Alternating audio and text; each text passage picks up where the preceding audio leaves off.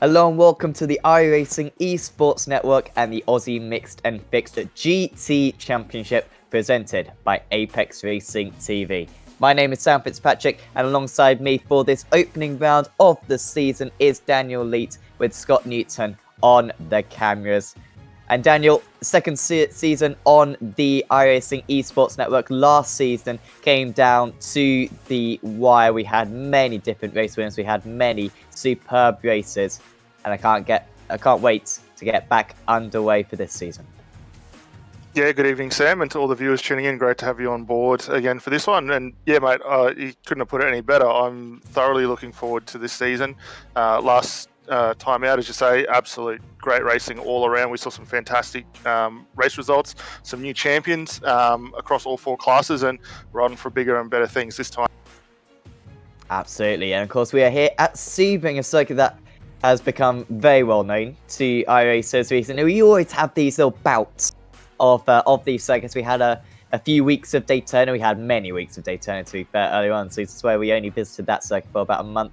Then we visited Bathurst a little bit, and now Sebring, of course, following the special events. Hopefully, everyone had a very good Sebring 12 hours yesterday, of course. But these guys will be pretty quick, Daniel. But I always find in this situation, if you haven't taken part in the special event, you are at a massive disadvantage. I mean, the other guys are going to have a massive gap on you when it comes to setup. And so, really, it's going to show who has put in the hours this round of the season.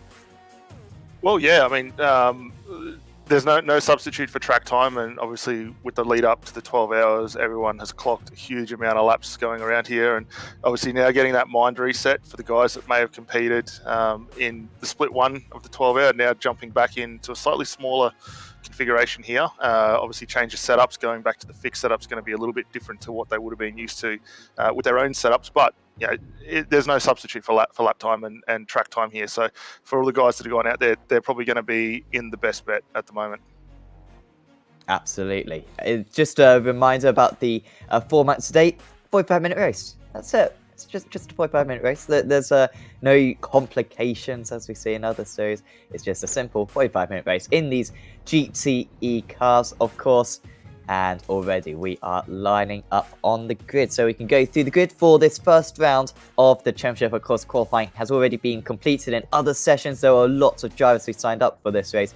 I think about 80 drivers or so. It could have even been more than that. Only about the top half of them got into the top splits, and so it is a very competitive field. Very competitive front of the field as well. Griffin Gardner, the elite driver. They've got a 9 in front of their name. They've got they're an elite 7 pro, 3 and 1 rookie. We'll get to the bottom of all this by the end of the season, I'm sure. But Griffin Gardner is on pole position.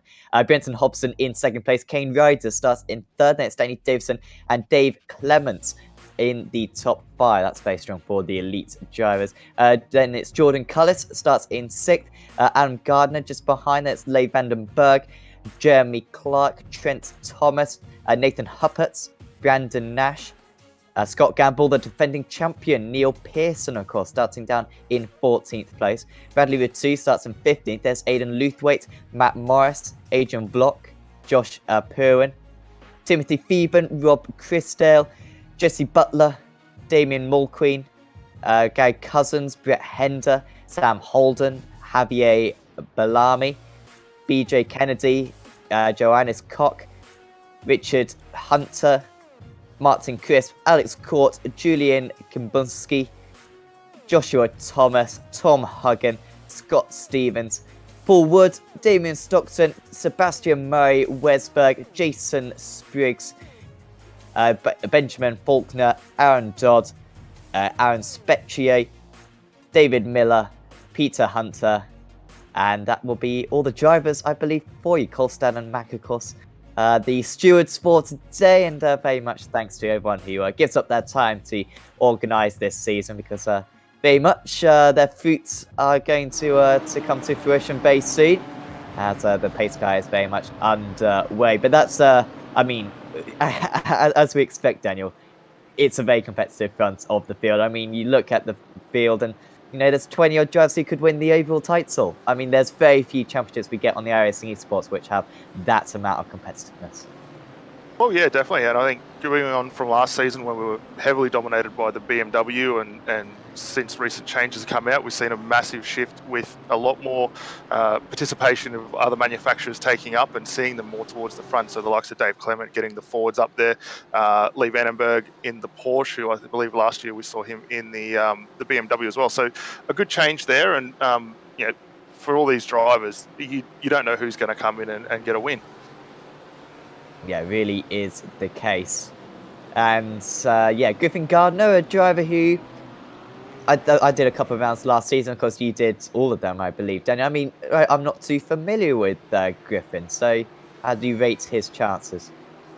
Look, he's a good little driver. I've seen him in other championships, the likes of the V8 Supercars, and he was very good in there. And he's kind of come on a long way with driver development over many seasons. So to come into the AMF in the GT cars and put the car on pole, no slouch there, especially with the driver talent that he's around. So he'll be looking for good things. If he can get the start right, he'll certainly be able to get a good gap. Yeah, definitely. And of course, we've got the new tyre model on these machines. And despite Sebring 12 hours, where a lot of drivers have been putting in lots of laps, still a little bit unaware. And I believe the tyre wear is quite a bit more significant. And with the track temperature up at 42 degrees, it can get warmer. It's 4 in the afternoon, so it will get a lot cooler as the race goes on. But yeah, do you think tyres will be an element at all? Do you think the drivers are just going to have to, pace themselves a little bit early on just to make sure that they don't wear out those tyres too much in the early stages? Yeah, I think they're going to have to, and especially when you're running around in a 40-odd track degree temp, the circuit's going to be pretty slick, especially on that run through Sunset Bend, and that's going to be probably the key spot around this course tonight to get not only a good finish to the lap, but also set yourself up for the next one. But if the guys are able to maintain the tyre life, they're certainly going to be in for a really, really good shot. A couple of things we quickly better touch on before the lights go green here. Some new updates to the rule as well. The input of the virtual safety car, which will be a nice addition, and a no exit rule, which has been slightly modified, but everyone getting away now. Here we go then.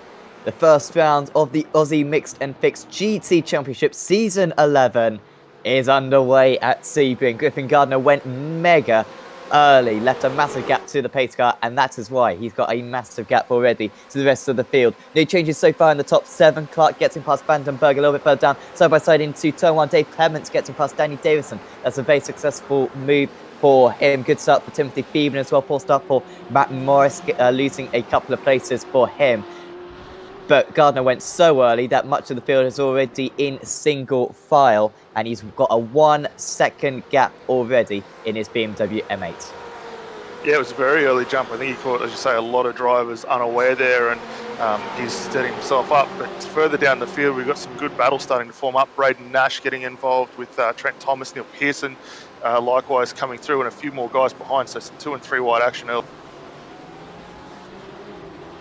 Yeah, Nash, he was very competitive at the end of last season, will be a little bit disappointed where he started, but yeah, he's up a couple of places already. Neil Pearson, yeah, a couple of places. Luthwaite, Huppert's having a poor start.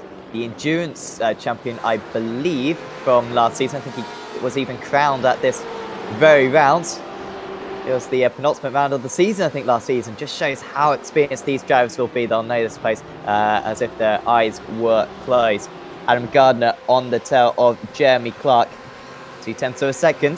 The slipstream effect not too strong in these cars. Awesome to see all the liveries out there. There's some matte finishes, some chrome finishes. And when the sun is glistening as it is, it looks quite spectacular. Yeah, definitely. And, into the wall is Danny Davison. An incredible mistake right at the start of the race. Now, he should get back underway. No new damage model, of course, on these cars. And you can see there's not that much damage on that car. He hit the tyres, which is a much lesser impact than hitting the wall. But what a shame for Danny Davison, because he was driving pretty comfortably there in 4th place. And then has he just run wide onto the grass? Yeah, I think he has. I think he did run wide onto the grass. And, of course, that's the new tyre model. The grass is so much more slippery now. Anyone who's driven the Porsche or the Formula 3 cars recently, you know what? He'd already started to slide round, but it was the grass which really killed him off. Yeah, and that initial contact with the tyre barrier was a very big hit there. And then just to add a little more insult to injury, having to wait for the rest of the field to go through, which looks like he's been able to turn that car around and get back underway. But he's right on for the onboard there. You can just see just running that fraction wide up against the curb and then ultimately rotating that car right. Brandon Nash is up into 6th position. I'm watching. This is an incredible start for Brandon Nash. Oh, and Luthwaite is, there's a couple of cars really slow, and there's almost a traffic jam. We might need to get a virtual safety car here, because this is really slow for the judge. They may have been able to spread in time, but that was a few of the top drivers as well. Trent Thomas, who was starting in 10th place, he's down there. Bradley with 2. Dane Davison will be amongst these guys now. But we've now got a huge bunch of cars from Jonas Koch in 17th place all the way down to probably 39th place now. 25 drivers-ish, all in a queue because they all got just stuck, and now we do have a virtual safety car. And some drivers are abiding by it, and now we seem to have got back underway. A little bit confusing there. Yeah, well, we're actually going to get our first actual safety car of the championship. So Race Control just called that through as a result of that contact. We've still got a couple of cars stuck stationary. It looks like Aaron Dodd down there at turn 17, turn 7, not able to get away. So he's a long way down the field. And the safety car, as you can see, first time out, lap 2 of the season. Yeah, it didn't take us too long. And you could see as coming into the pits, so the drivers have to have a mandatory pit stop. And this is where experience can really help you out. Griffin Gardner not coming into the pits. Well, it's quite a divide, isn't there? Do you think it's a question of whether you can get to the end of the race, perhaps, from here? Because although there's no limits on fuel, so I'm not sure why you wouldn't take fuel at this point. No, it's a tough one. I would have thought that we would have seen everyone jump in the lane and go. Obviously, partway through the season last time out, we saw some updates to the rulebook that allowed the drivers to jump in sooner rather than later, and I'm quite surprised we don't see everyone taking full advantage of that. That being said, those guys that are coming in the lane now really going to be in the prime spot once things settle through, and depending on how well they can work their way through the traffic, they're going to really start catapulting themselves up through that field. It's tricky because if you're Griffin Gardner, if no one else pits and you got second place who pits, then it's probably going to work out for you because they're going to get so stuck behind traffic. But so your fate is completely in other drivers' hands. However, barely anyone hasn't pitted, so we've only got the top 12 who have not pitted. And looking at the top 12, there's a few more unexperienced drivers. Oh, Bradley with 2 is still there. Well, that's why the pace car's there on his roof. That's not how the car is meant to be positioned. This big car is the window, but unfortunately it's not blocking the entire circuit.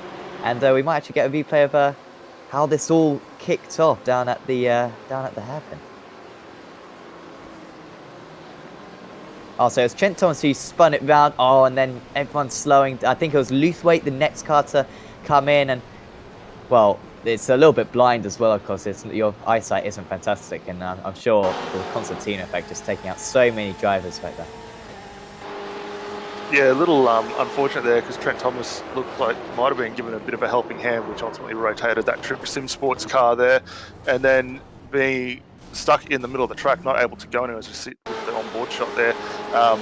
Kind of becomes a little bit of a pinball watching everyone and a few cars hitting him and trying to stay avoided. So a little unfortunate there, but yeah, it has given quite a big shake-up now as a result to this.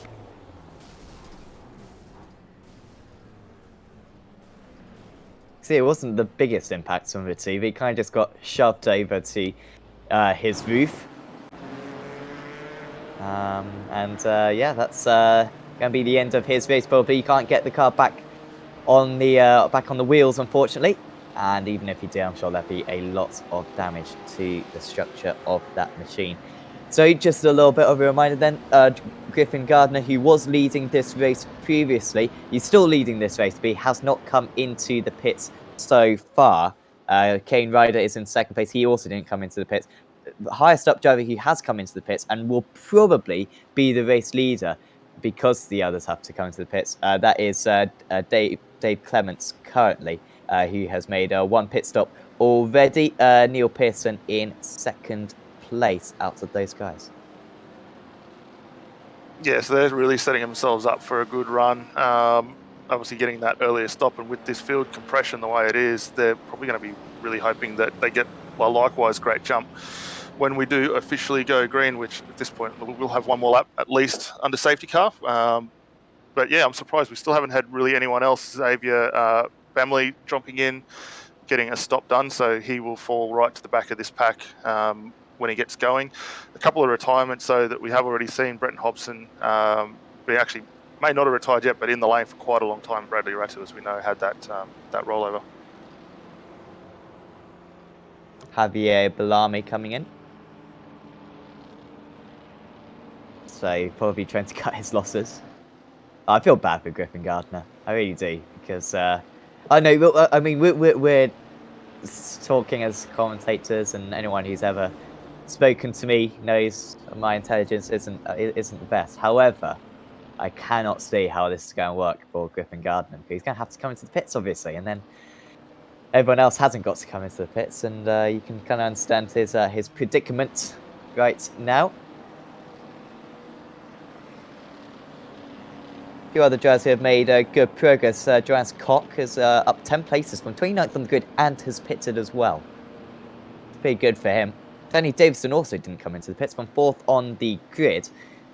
He had some troubles early on, but he said, no, I'm gonna stay out, tries to gain some track position at the moment. So he's right in amongst it right now in 26th place. Yeah, and let's not forget, I mean, Davison had that spin just before the guys got onto, or through Indianapolis there, and onto the back stretch there, and had that wild ride. So he's looks to have not been carrying too much damage, but I should say well down the order as results. Of course, just a reminder, of course, on in the description, we've got a link to the live timing where you can see all the pit stops for all the drivers. You can see the times of their pit stops as well, their last lap time, their best lap time, their car number, the intervals between each of the drivers. Really useful to keep up to date with all that's happening in the race, and that is provided by SDK Gaming. And like I said, you can find the link for that in the description. Griffin Gardner, I mean, it was an interesting launch he had last time, wasn't it? And it looks like as though he's going to do the same thing. And to be fair, it does help for a clean start because everyone gets into single file kind of before Sunset Bend. But for second place, it's tricky because he is going to go ever so early. But we rarely see anything like this happen. We've seen it in Formula One quite a lot of the time. I think David Coulthard kind of made it quite a big thing, but we don't usually see it in sim racing too much. This hanging back and then putting his foot down on the throttle very early on. Yeah, definitely, and I think it's a good bit of gamesmanship now. Obviously, everyone's going to want to let the safety car go, and that's the responsibility of Gardner to make sure that they don't hit that when they do get back through. But looking at timing, safety car's just about to drop into the lane now, and we should be set pretty well to go for another jump. But knowing what Gardner did early on, will everyone be awake to that and be ready to jump? It's gone a bit later this time, but he's still got a good launch as Griffin Gardner, who has got to make a big gap. It's damage limitation for him from here. Paul Sitter gets us back underway at Sebring. Lap 5 is about to get underway. Kane Ryder straight away under pressure from Jordan Cullis. 0.2 of a second across the start-finish line. Can Cullis look to the inside in his Ford GT? He's not close enough, and if anything, needs to look behind at Jeremy Clark as well. Top of the pitted drivers is David Miller. Of course, as Alex Court goes a little bit off the circuit, he's all right there. Cullis now moving up into third position. Clark moving up into third position past Cullis, so that's an important move for him. For Pearson, Pearson has what's happened to David Miller? Who was it who was leading out of those drivers? Seems to have had a little bit of an issue, I believe. But yeah, it's now Neil Pearson who's top of the drivers who have pitted in this race. Brandon Nash in second. Yeah, it looks like we're getting everyone away on a pretty good state. Dave Miller actually coming under a little bit of attack there. Scott Gamble will sneak that Mach 1 Esports car past him. Adam Gardner, though, lining up right behind in another Porsche there. So tough time at the moment for Miller, trying to get back up to speed. Potentially going to go down 2 spots in as many corners. So not the best for him on the restart, but we'll be able to settle back in and get going And we do know he's already had that one stop, so he's pretty well right to go now. Yeah, I think Miller hasn't actually stopped, so I may have got that one wrong earlier on. So he will have to pit again, and this is the time where you'd like to put in some nice strong laps, but instead he's being overtaken left, right, and centre. Next up behind him will be Nathan Huppert's, of course, then Luthwaite. I think it was Matt Morris who was a little bit further ahead, so he's had a little bit of a poor restart. But everyone in the top 9 kind of quite separated. Then we've got Paul Wood quite close to Scott Stevens for 9th place. Here comes Woods. It's tricky to go for, moving into Sunset. Trying to position his car, take an alternative line. Got to get the right line, though, to avoid the bumps as much as he can. And then nail the exit and go for a move into turn 1.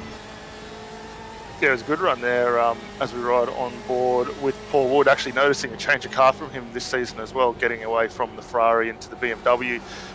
Not quite able to get the run that he needed on Scott Stevens ahead, but closing in quite nicely, and it's a really good start for him. But Stevens maybe just trying to bring those tyres up to pressure. You see him just running a fraction wide down through turn 2, very defensive into 3. So he's possibly struggling just a little bit at this point to get those tyres working.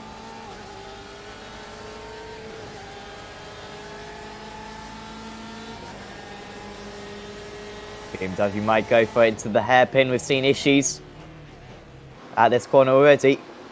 That was much more simple though for Paul Wood. Not a strong exit, and the Porsche will try to come back. However, it's not too much of the track that he can even occupy to draw alongside. Very close as well, just ahead of them between Courts and Thomas. Courts hanging on to that place with the right-hander.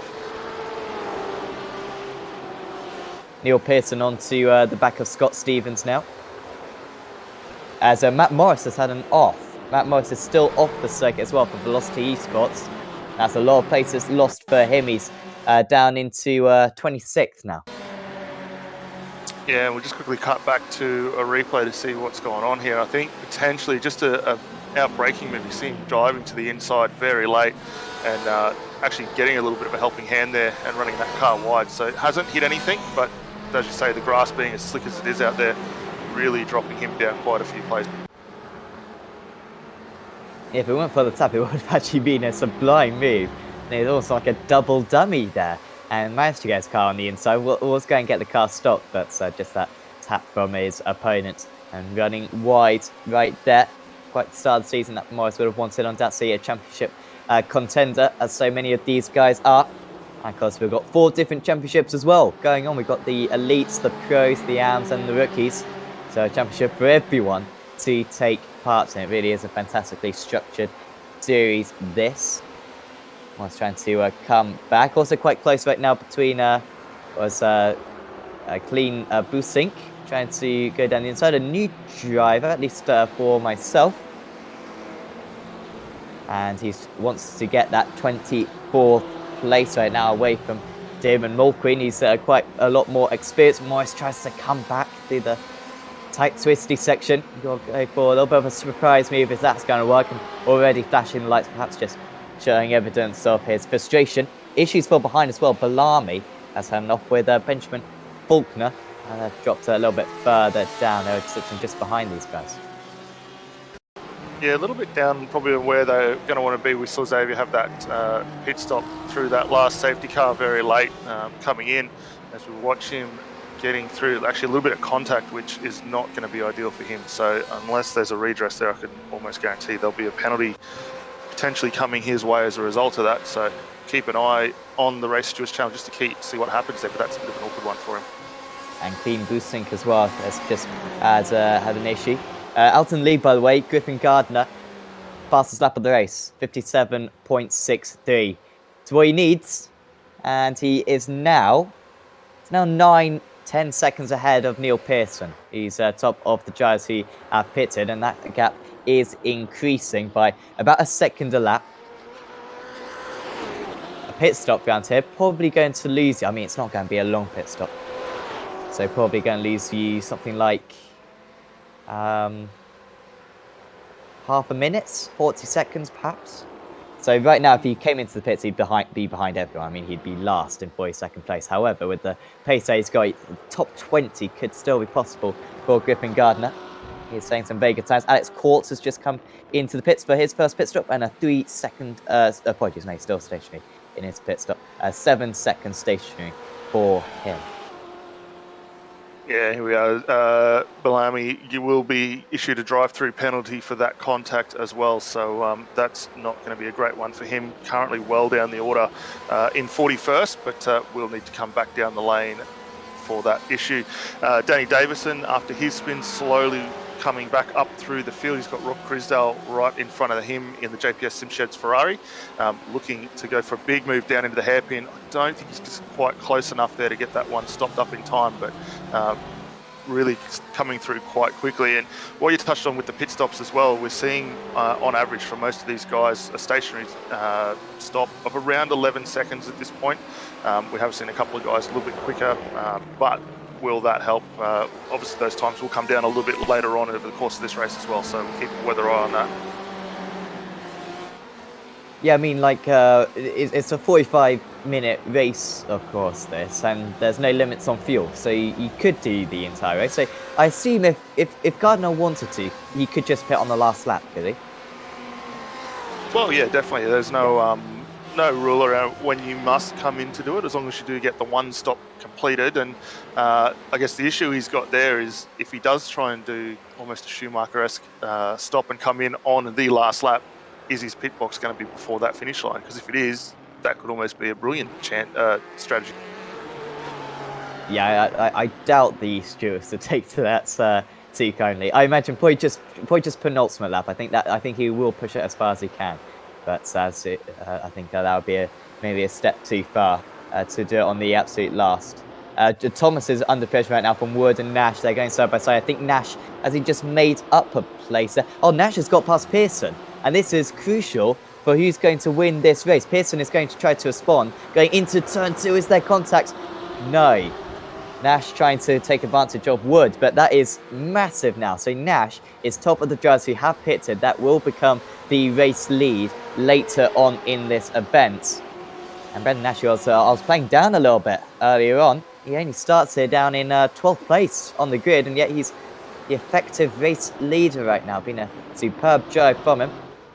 Josh Thomas, though, with quite a queue of drivers, doing a great job at the moment. He hasn't been overtaken by many of them. Still got to pit, has Thomas, but starts down in 34th. He'll be loving running this time, be loving being on the broadcast, I imagine. Oh yeah, definitely. They'll be doing a really good thing. And one thing I have noticed too from last season, this season, and we might double check that as well, but both Braden Nash and Aidan Lithuate both changing teams as well, moving away from RSR Esports and signing up with Synergy Sim Racing. So that's already a formidable team and two very quick drivers from what we saw last season. That also helped bolster those ranks.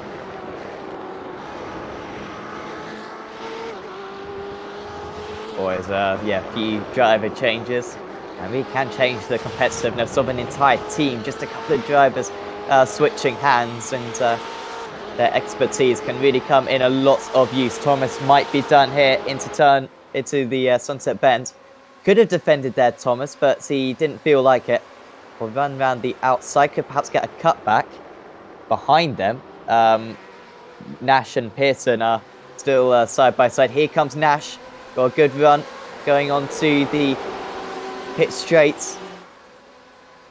But he's not close enough either. This is tricky for these will-be race leaders because they're not fighting these guys in reality. However, they really want to get past them just to break the gap to their rivals. And now this gap is, or this gaggle is just growing and growing. It goes all the way back to Aidan Luthwaite now in 16th place.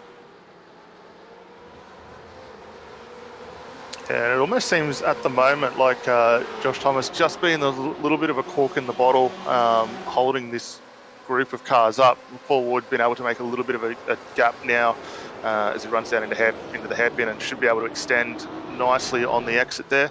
But yeah, for Josh Thomas, really coming under a huge amount of fire, but doing a fantastic job to keep the car straight and narrow and keep all these seasoned competitors all behind him. Here comes Nash down the inside of the Fishing Motorsports driver, and there was not much resilience put up there from Joshua Thomas. And he is past now, is Brandon Nash. Got Paul Wood to get past, and this is crucial for Pearson to get past Thomas as well. Otherwise, he's going to lose touch with his rival. They're now 15 seconds off the leader, these guys. So to be fair to Griffin Gardner, honestly, if less drivers had come into the pits, say 20 drivers hadn't have come into the pits, he'd be in a great shape right now because these guys would be even further behind and he would have the prospect of continuing to pull away. However, it was just that lack of other drivers who stayed out and meant that only about 10 drivers stayed out, and it's helped the guys who did pick quite a bit, but it's still a good effort from the 993 car who's still leading this race at the moment. Trent Thomas, he's been in the wars.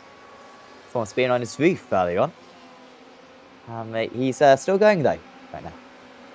Yeah, well, really working his way back up. That spin down at the hairpin there, which brought out the first safety car, really knocked him a long way back. And Trick Sim Sports, they haven't been in this championship much, but great having them back into the series. And Trent getting a nice move there done on Rob Christdale. So he'll move himself now up to 21st and really start closing in on the guys in front. Next cab off the rank for him will be Martin Crisp, and then Brett Hender not that far ahead of him.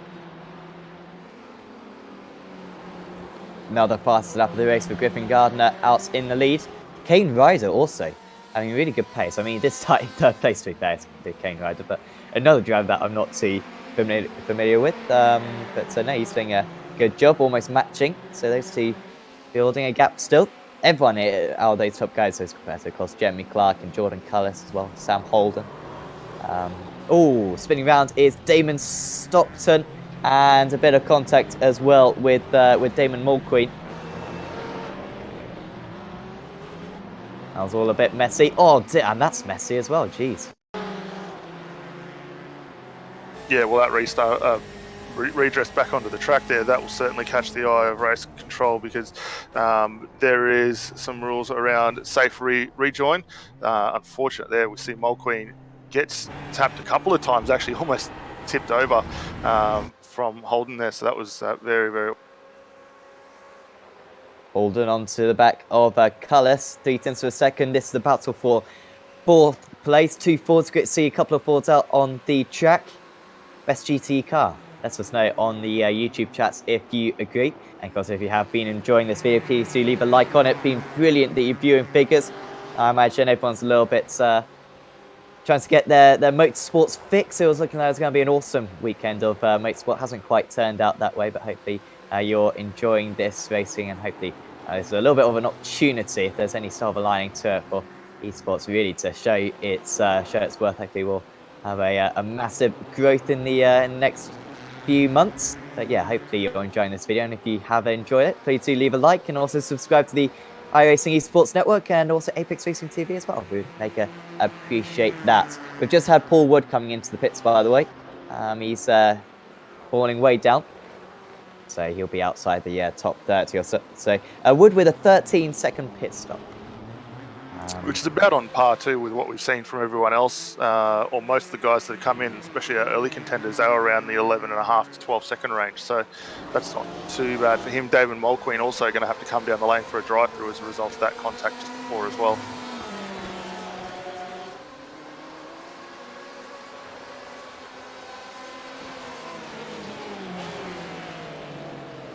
So Nash, the Huppets. So, oh dear, I'm just saying names to be honest at this point. I'm just trying to figure out what on earth is going on. What's happened to Pearson? We see what happened to Pearson because he's dropped down. He's down into 16th. That might be being thick right now. But did we see what happened to him? Because he was running in 11th before. He was right behind Thomas at one point. Yeah, I'm not too sure what's happened. We'll see if we can cut back to a replay quickly just to see. But yeah, as you say, right up behind Thomas. Oh, slow down. Slow down, yeah. So he had a good run onto the back straight and just got out of the pedal. So we're not sure where he's particularly cut that course, but that slowdown, especially on the rear back straight, they're going to really drop him a long way down, or has dropped him a long way down as a result. It's weird because he's then lost more places. Oh, there we go. cool for the action. Oh dear, Neil Pearson, defending champion, and it's not the race that we would have expected from the defending champion, because he could have won this race. He really could have won this race. He was leading, remember, after the pit stops. And then a couple of mistakes right there where he first lost the position, but still a podium very possible. And it's going to lead some important points. Championship always comes down to a handful of points. I've only seen the last couple of championship finales. Silverstone, where literally the overall title came down to the last half lap, where someone overtook someone else, and that was literally the move that made the title.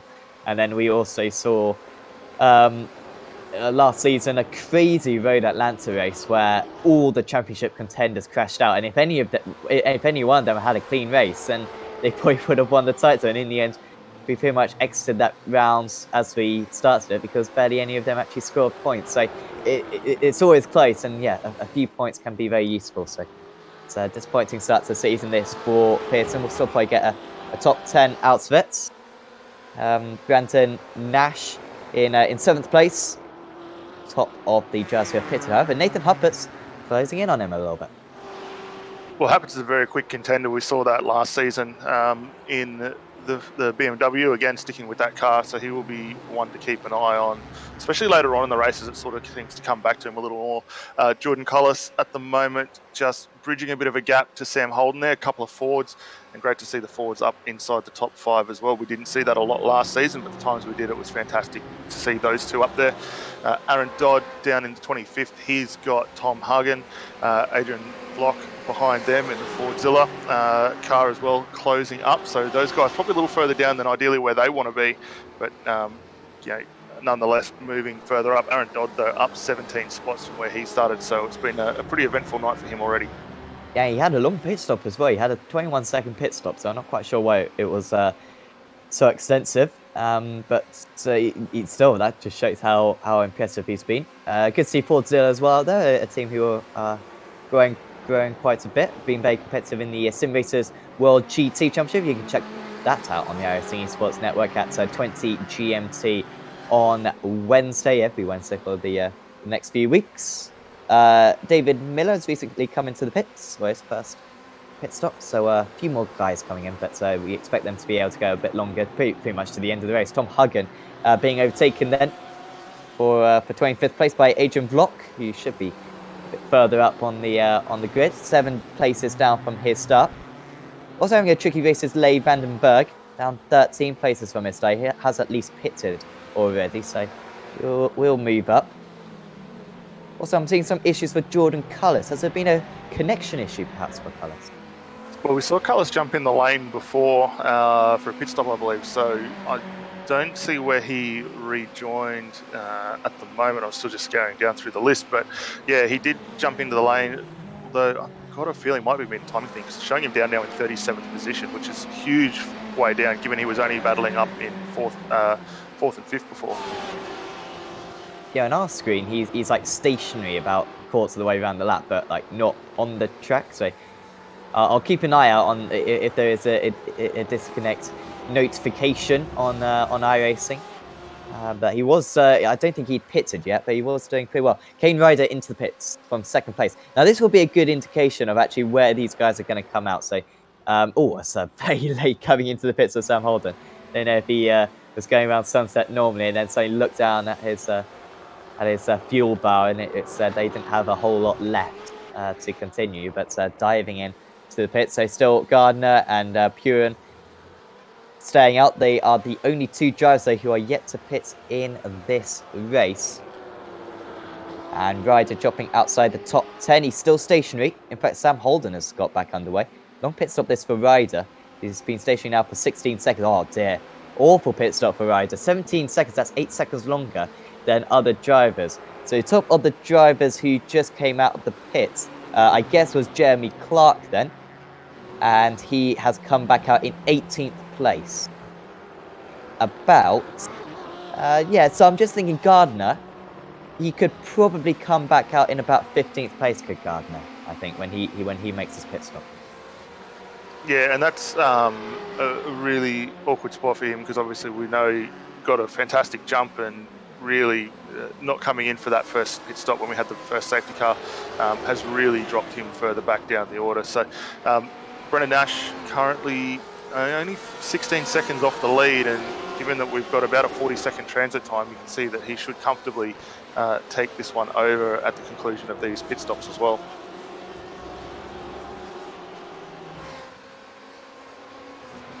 I wonder if Gardner's got any more fuel in that car. I'm surprised that the guys don't just...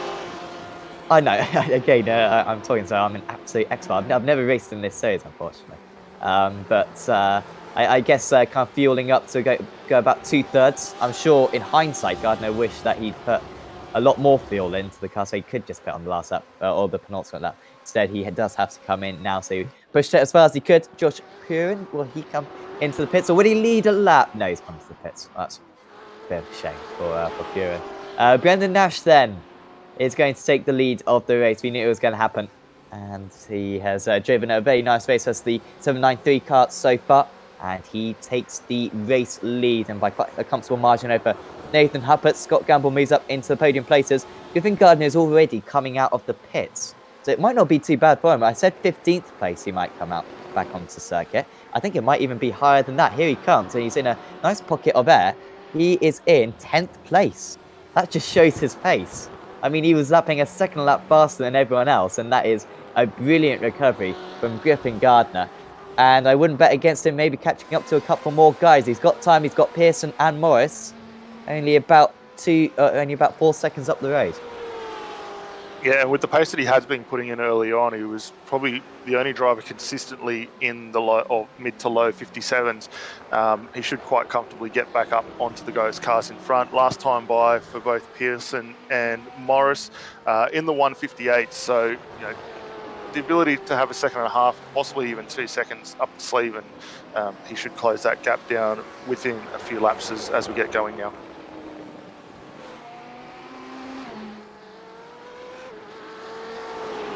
Certainly was the wise decision to come into the pits right at the start of the race under the pace car that we had, but nice effort from those guys who have had to recover since. It's Courts.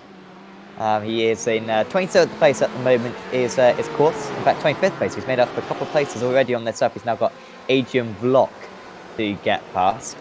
It's quite a big gaggle from Damien Stockton in 22nd place. I think we saw a spin for Stockton as well earlier on, but he's wouldn't know it by that position. He's up 16 places from his start, and then this battle goes all the way down to Richard Hunter in 28th place.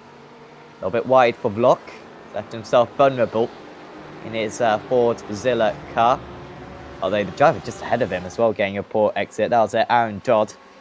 Will get a helping slipstream, so at least Ben from behind.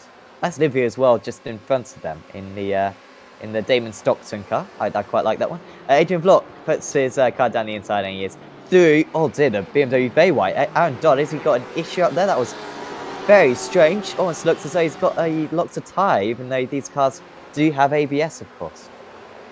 Yeah, it's a weird one there. I don't know whether he just hit one of the bumps and it set the car wide, similar to what we saw earlier on in the piece with one of the BMWs spinning as well, but not where you'd really expect a car to be running extremely wide there. But as a result of it, it has allowed Tom Hagen, Adrian Vlock to move further up in the order, and obviously now they don't have that car to slow them down.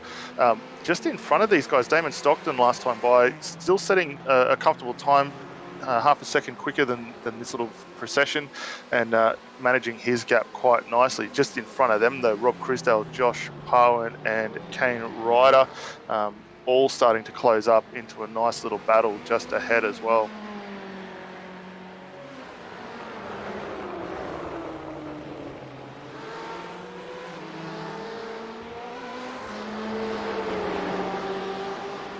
Not much separating these three cars out on track at the moment. Leading the group, Rob Crisdale for JPS Simsheds, doing a great job in his run tonight. Kane Ryder a little further down, probably where he'd want to be, although we did see him coming in for a stop not that long ago, and then Josh Parwin getting it back into it as well. So these guys having a pretty tidy scrap, just down around 19th, 20th and 21st. Yeah, Crisdale can be vulnerable going into Sunset Bend. Purin has to go to the outside. Has to go the long way round. Really tricky to go around the outside at Sunset. You almost always see Jazz just ducking out of it, and then, oh dear, that is a big impact and into the wall. And they almost took out a slowing car as well. I think that must be a driver a lap down. Christelle getting back going. Doesn't come into the pits immediately, although you might not be able to assess the damage on that car immediately. That thing doesn't look too good, and this is how it happened. Then this was a strange one. I think Purin just turned in a little bit early. Maybe not. To be fair, actually, he seemed to leave enough space. Yeah, looking, it's a tough one to call. I would say that Purin was probably in holding the line there, right with Crisdale, just to see whether he gets a weird bump, and I think maybe just drifted that car a fraction wide, not really expecting to see Purin alongside him there where he was. But yeah, very awkward for both of those, and that'll definitely be in the hands of race control to decide the fate for those two. Question on the chat. By the way, 200 people watching. Thanks, guys. Mega appreciated. You should get this amount of viewing figures, but clearly you're enjoying the Aussie Mix and Fix GT Championship, and of course, do check in next week as well. We're going to be at Lime Rock next week. I mean, that's going to be awesome, isn't it? Great circuit.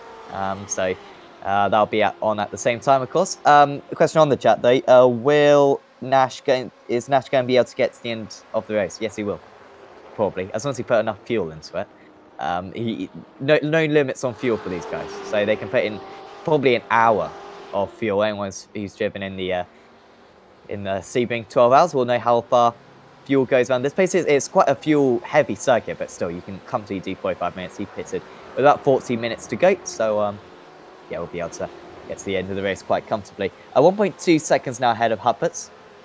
Huppert's gained by 4/10 on that last lap. Then we've got a really nice battle for third place, apologies. Gamble and Luthway, and I've been kind of keeping one eye on this battle on our timing screen for ever since the last 5-6 laps, because it's been so close, and Luthway just hasn't quite been able to get past, but the gap's always down at about 2/10. This is as close as he's been, though. Goes defensive, does Gamble. They're losing each other a lot of time at the moment. You can see the 3 cars coming in behind, trying to make this a 5-car battle soon. But Gamble, too experienced, just knows where to put his car. There's no way past for the BMW at the moment. Griffin Gardner, has he just got past Johannes Koch? I believe he has, and now he's got Matt Morris up next. Yeah, so working his way back up now, sitting in 9th position. Matt Morris right ahead of him, so this will be an interesting battle for these two, who haven't really gone door to door much over the last couple of seasons that I'm aware of, especially in other categories. But we know Morris very hard to get past and will position that Ferrari as best as possible to make it as wide as possible. But it's going to be interesting to see what Griffin's now got as a measure to slide this BMW through.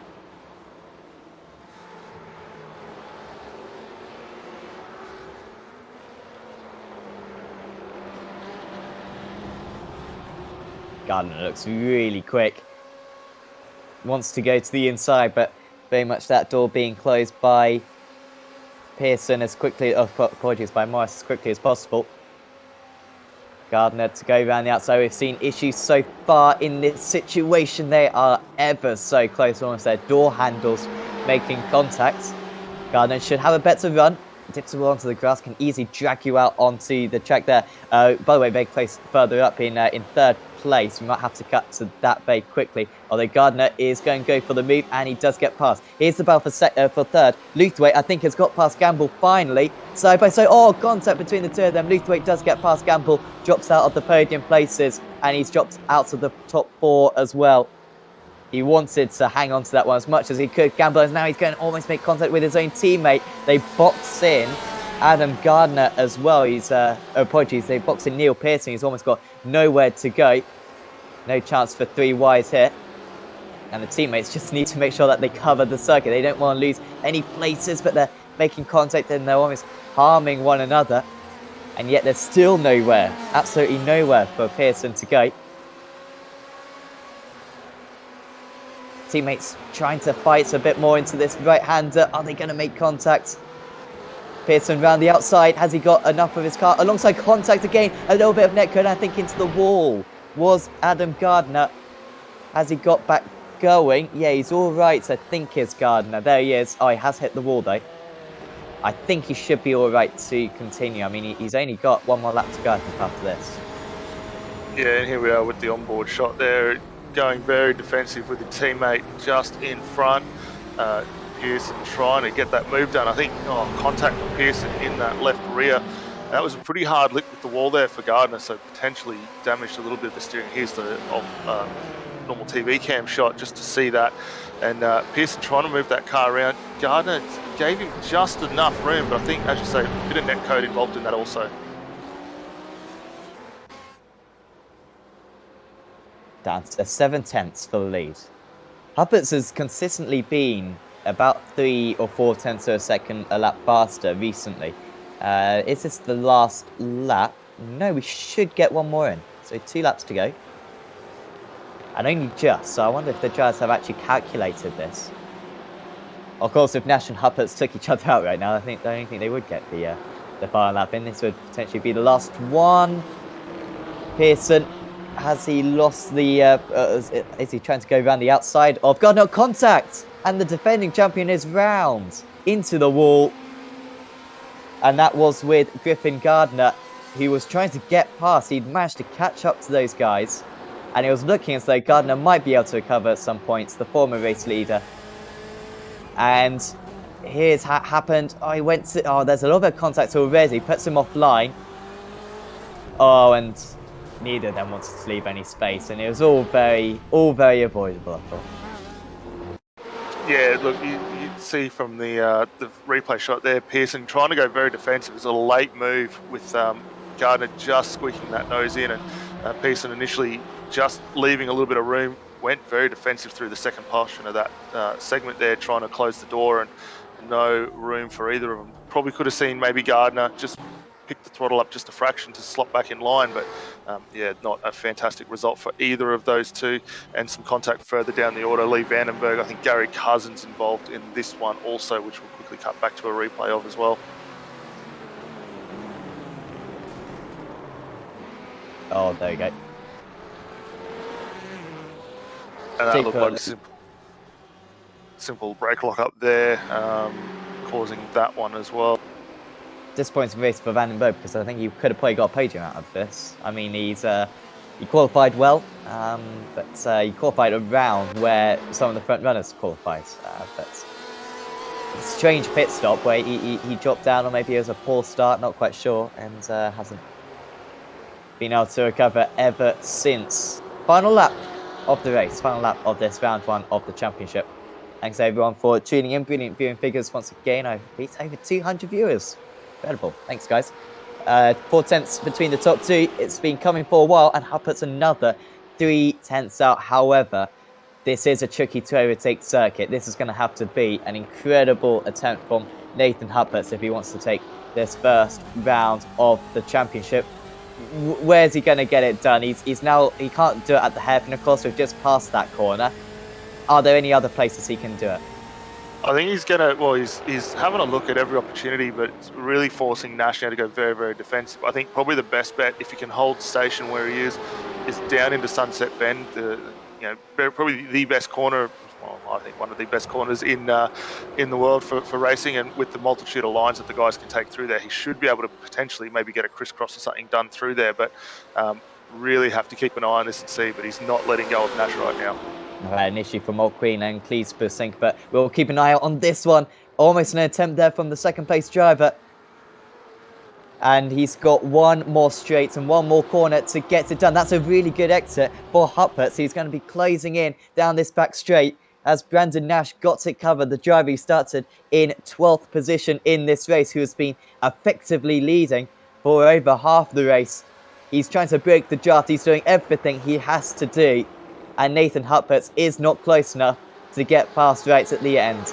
Brandon Nash approaches the line, and he's going to take the first round of Season 11 in the Aussie Mixed and Fixed GT Championship. It's Nash for Synergy Sim Racing who takes the spoils. In third place, it's going to be another Synergy Sim Racing driver. It's Aidan Luthwaite who just about beats out Timothy Phoeben. Nice drive right at the end for Phoeben to gain a few places with the craziness that we saw. Pearson and... Pearson's in 9th. Yeah, Pearson has just crossed the line in 9th place, so that's all right for him. Still some more drivers to reach the finish. Benjamin Faulkner and Butler and Thomas Or Batsing. There goes Thomas. Down the inside. Is he going to hit the inside wall? He's all right, but he's got an awful run. Took such an acute angle through the second part of Sunset Bend. It's a run to the line. Thomas isn't going to quite get it done. It was a nice attempt, though. Full credit for that one. And the other drivers will reach the line now. Griffin Gardner, after that instant we saw for him, has not finished the race. And a race where experience won out, I think, Daniel. Brandon Nash, with his experience, Nathan Huppertz and Aidan Luthwaite as well, they didn't make mistakes like the other ones did. They made the pit stop at the right time. And it just shows how important a mentality is to win these types of events.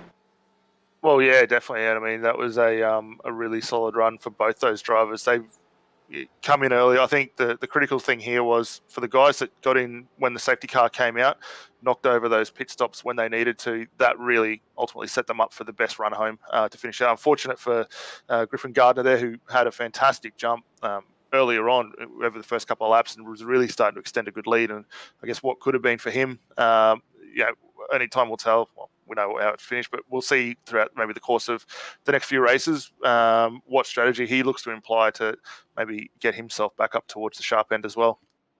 Yeah, it would be awesome to see him back and all these drivers back. And safe to say, we're going to have a lot of different race winners this season. But the only race winner so far this season is Brandon Nash. He finished half a second ahead of Nathan Huppertz, but so much pressure did Huppertz right at the end. It was a really good amount of pace for him, but quite have enough to catch up to Nash. Aidan Luthwaite finishes in third place, 8 seconds behind. Timothy Theben finishes in fourth. Then it was Matt Morris. Johannes Koch, really good result for Koch, up 23 places. And was falling down as well. He was down into 10th place in the closing stages, but he kind of just benefits from everyone else crashing ahead of him. So nice job. Only 13 seconds off the lead as well. Adam Gardner finished in 7th place, remarkably where he started. And then it was Trent Thomas. Great result for Thomas in the end after spinning round early on, having to use a faster pair. Neil Pearson. Shame for him, but still 9th place, not too bad. Scott Gamble finishes in 10th. There's Brett Hender, Martin Crisp, Jeremy Clark, Sam Holden, Kane Ryder, Lee Vandenberg, Aaron Dodd, Tom Huggan, Richard Hunter, Sebastian Murray Westberg, up 19 places. Benjamin Faulkner was up 20 places. There was Jesse Butler, Josh Thomas, Paul Wood, Robert Crisdale, Adrian Block, Peter Hunter, Guy Cousins, Scott Stevens, Javier Bellamy, Alex Court, David Miller, Julian Clean Busink, Damon Mulqueen, BJ Kennedy, Jason Spriggs, Damon Stockton, Aaron Specchio in 38th place, and the last of the drivers on the lead lap. Then Josh Purin was 1 lap down. 2 laps down was Griffin Gardner, and the retirees were Jordan Cullis, Danny Davison, Dave Clements, Brenton Hobson, Bradley with 2, and yeah, that was all. 45 drivers took the start of the race. So interviews. Always great to have a chat with a few of the drivers, and well, it's always nice when the race leader jumps in because we know who to interview straight away, and it is Brandon Nash, who won out the first round of the season. Congratulations, Brandon. That was just the perfect strategy in the end. I mean, was there a doubt in your mind? Because some of the other drivers didn't agree with that pitting under the safety car, but it seemed to be the right way to go. Yeah, from where I was starting, I thought I had no hope for the win tonight. But yeah, strategy, knowing when to pit, really played off and got lucky with that one. But yeah, awesome result. Yeah, it really was. And then I think you passed Neil Pearson, which was absolutely massive, about lap 10 or so. Just take us through overtaking him and also overtaking some of the drivers who hadn't pitted yet, because it looked tricky to overtake today. Yeah, it was all just caution, knowing that I had the pit stop gap on everyone in front of me, so except for Neil, obviously. It was all about caution, picking the right moment, making sure there was no incidents, and yeah, that's it really. With Neil, just took my time, saw I had the pace on him, so just waited for the right opportunity. And then in the closing stages, it was getting pretty tight between you and Nathan. The gap was up about 3 seconds. He was taking 3 or 4 tenths out of you every single lap, and it got pretty close on that last lap. How hard were you pushing near the end of the race? Were you kind of allowing him to get a little bit closer, or was it a bit out of hand by the end? Yeah, well, I think my tyres were dead. I pushed a bit harder and had pace on all of those guys early in the race, and that came back to bite me in the end. On the final lap, I let him get a little bit closer to kind of ruin his drive out of the corners to give me some hope on the straights, because I just had no straight line speed. But yeah, that was only a last lap tactic.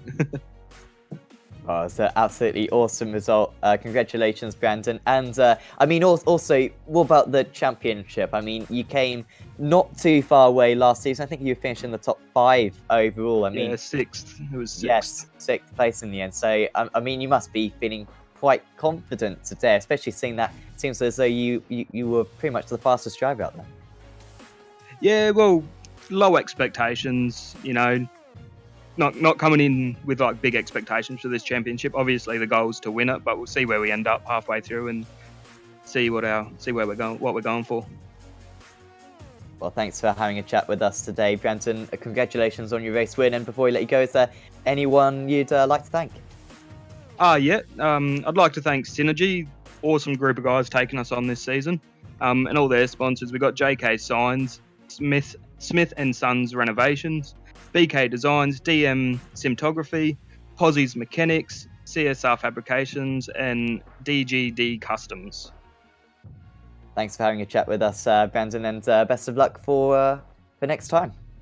Thank you. So that was your race winner right there, Braden Nash. Who do you fancy having a chat with next, Daniel?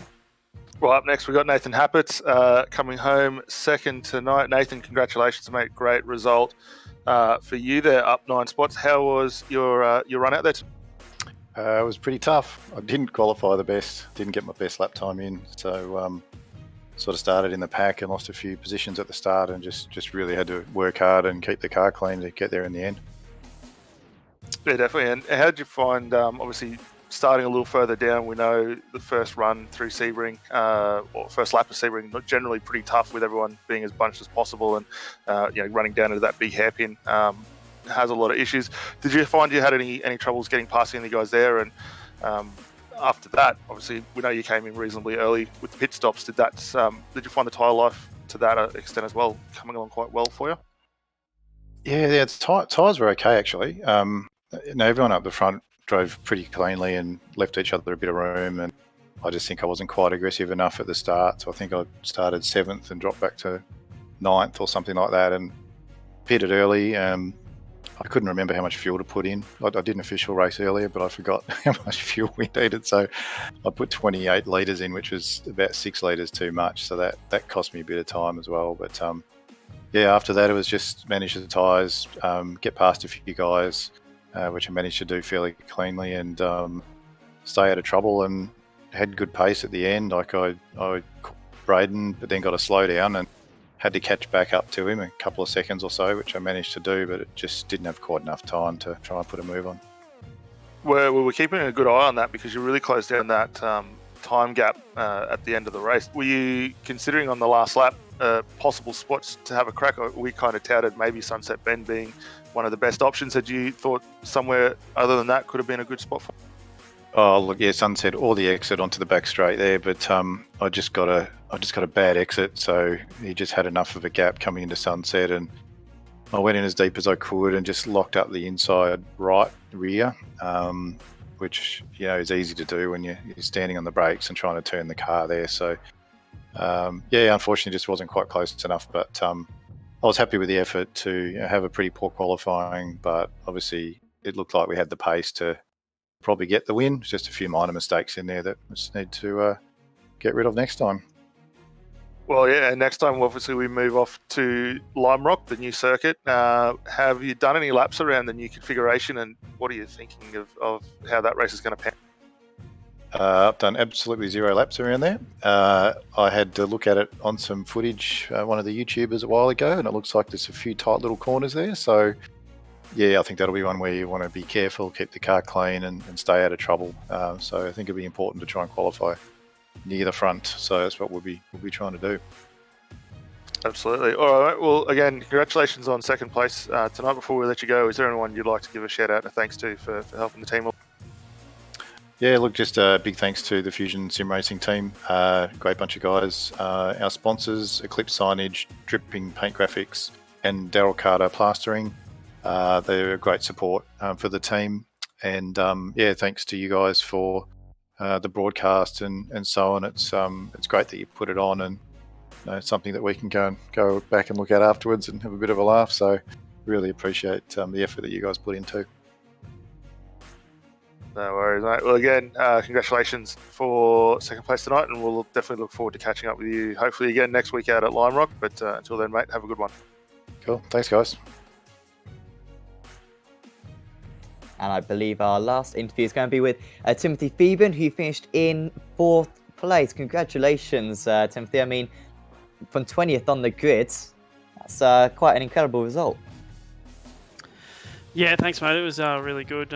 I think I'm here because of a post-race penalty with Aiden. Aha, there you go. That might make sense, but that's what I've been told. So yeah, no, it was a good result, and yeah, happy to finish in 3rd.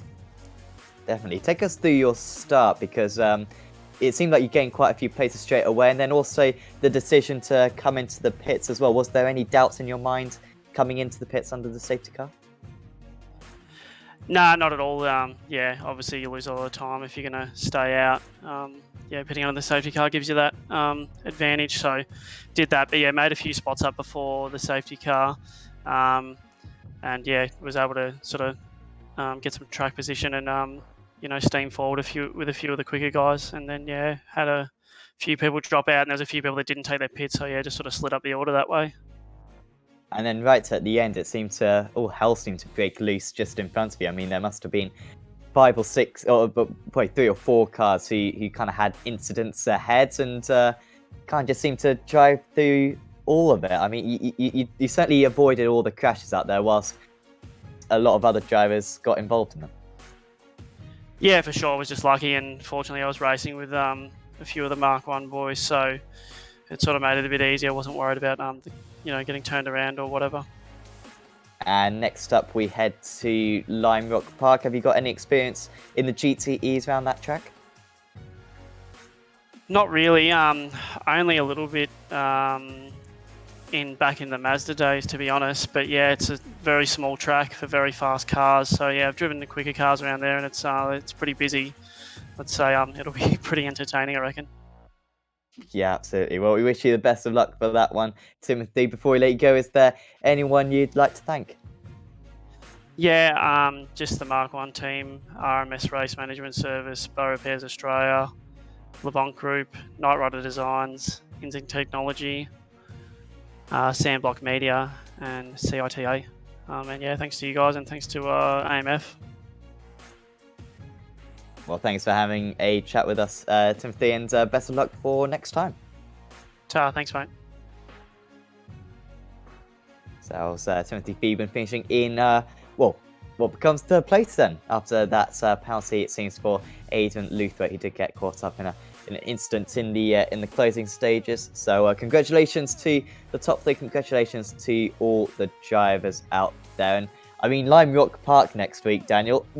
Always compliment the organisers who are willing to put in some risky circuits, because if you just go for, say, the ILMS circuits every time, there's, it's just the same 12, 13 circuits every single time in the season. It does get quite dull. Lime Rock Park is going to be awkward for these guys, but it's going to be a great challenge as well. We're going to see the leaders lapping the slower cars at some point. It's going to be tricky to overtake. There's some brilliant corners around that place.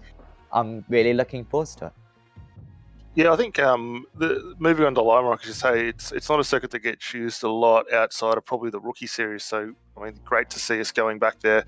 For a lot of these guys, probably the first time in many years.